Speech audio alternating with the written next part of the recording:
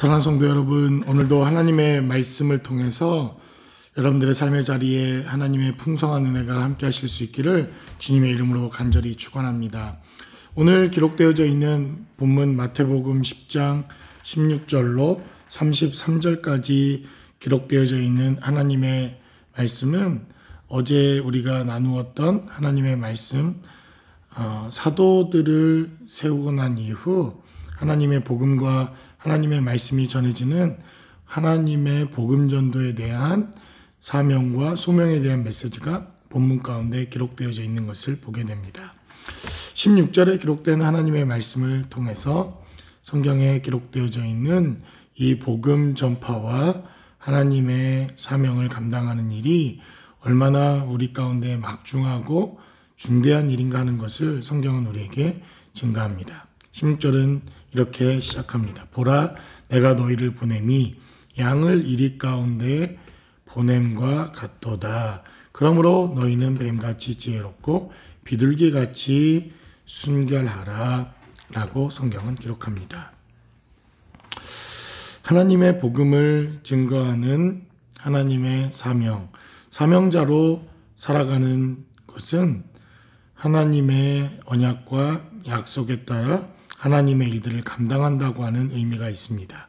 또한 사명자로 부름을 받았다고 하는 것은 그 자체로 고난과 연단과 하나님이 우리에게 허락하신 막중한 책임이 있다고 하는 사실 역시 우리가 기억해야 할 필요가 있다는 것입니다. 그래서 오늘 17절에 기록된 대로 사람들을 삼가라. 그들이 너희를 공회에 넘겨주겠고 그들의 회당에서 채찍질하리라 라고 성경은 기록합니다. 복음을 전한다는 이유만으로, 하나님의 말씀을 전한다는 이유만으로 우리가 고난과 어려움에 처할 수 있다고 하는 사실을 우리는 인식하고 기억해야 할 필요가 있습니다. 지금도 복음 전한다는 이유 하나만으로 많은 핍박과 많은 고난의 삶의 자리가 있음을 우리는 너무나도 잘 압니다.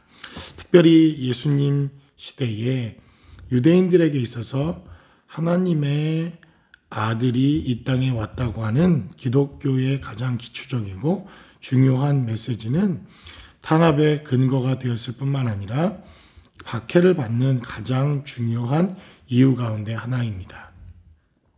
그래서 우리 기독교 진리의 독특성 가운데 하나인 바로 이 삼위일체를 우리가 잘 이해하지 못하면 왜 유대인들은 그렇게도 예수를 믿는 것을 핍박하고 예수님을 핍박했는가 하는 것을 우리가 이해하기 어렵습니다. 유일하게 바로 이 유대인들만이 가지고 있는 사상은 유일신 사상입니다. 오직 하나님은 한 분이시고 하나님 이외에 하나님이라고 부르거나 인정하는 것을 이들은 강력한 우상 숭배다 이렇게 여기게 되었습니다. 특별히 이들은 솔로몬 성전이 무너지는 것을 경험했고 바벨론 포로기 70년 동안 그들이 혹독한 대가를 치르게 되었는데 바로 그들은 이 70년 기간 동안 그들이 유일하신 하나님을 버리고 우상 숭배를 하는 것 때문에 자신들이 이러한 고난과 아픔을 겪는다고 하는 뼈저린 회개를 하게 됩니다. 그러나 그들이 이 회개 이후에 하나님께서 그들을 회복시키는 놀라운 은혜가 있었지만 오히려 이것이 종교적인 의가 되어서 그들은 철저하게 유일신 신앙, 자기들만의 신앙이 가장 우월하다고 하는 이러한 죄악을 범하게 됩니다. 이것이 오히려 독이 되어서 이들이 가지고 있었던 하나님에 대한 철저한 회개가 다른 사람들을 정죄하고 바로 메시아가 이 땅에 와야 하는 하나님의 그 메시아의 도래를 방해하는 역할을 감당하게 됩니다. 그래서 하나님에 대한 유일한 신앙을 갖는 것, 이것은 대단히 중요한 일이었지만 메시아를 하나님의 아들로 인정하지 못하는 오류를 범하게 됩니다. 그래서 오늘 본문에 기록된 대로 예수님이 하나님의 아들이심을 증거하고 예수가 하나님이심을 증거하는 이러한 하나님의 뜻을 그들은 스스로 저버리게 됩니다. 21절에 기록된 대로 장차 형제가 형제를, 아버지가 자식을 죽는 데에 내주며 자식들이 부모를 대적하여 죽게 될 것이다. 많은 핍박과 많은 어려움들이 있을 것에 대한 하나님의 예언의 메시지가 기록되어져 있습니다. 그래서 오늘 기록되어진 33절까지 계속해서 제자들이 받을 환난과 제자들이 받을 고난에 대한 메시지가 계속 본문 가운데 기록되어져 있습니다. 그러나 우리가 이러한 환난과 고난 중에도 하나님을 의뢰하고 하나님을 우리가 따라야 할 것은 우리의 몸을 죽이고 우리의 육체를 훼손할 사람들을 두려움의 대상이 아니라 우리가 정말 두려워해야 될 것은 우리의 영원한 것을 심판하시는 분을 두려워해야 한다고 하는 사실을 본문은 우리에게 증거합니다. 그래서 28절은 기록되기를 몸은 죽여도 영혼은 능히 죽이지 못하는 자들을 두려워 말고 오직 몸과 영혼을 능히 지옥에 멸하실 수 있는 이를 두려워하라 라고 성경은 기록합니다. 우리의 복음 전파의 목적은 바로 예수 그리스도 그분이 하나님이심을 증거하는 것입니다.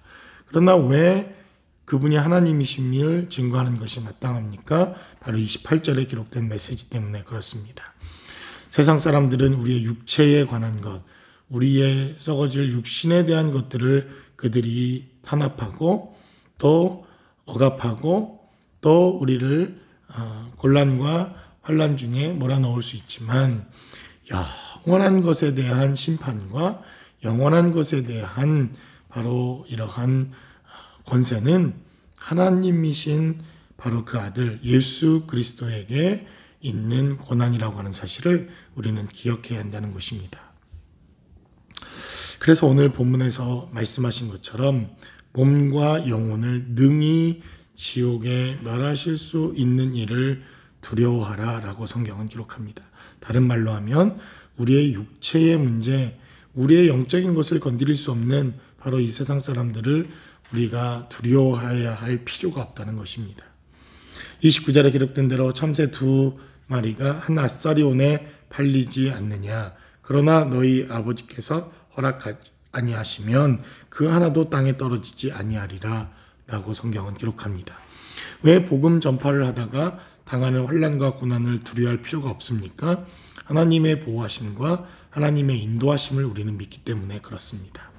29절에 기록된 대로 하나님이 정말 우리의 일거수일투족을 또 보시고 우리의 모든 삶의 자리를 인도하십니다. 30절에 기록된 대로 너희에게는 머리털까지 다 세신 바 되었다라고 말씀합니다.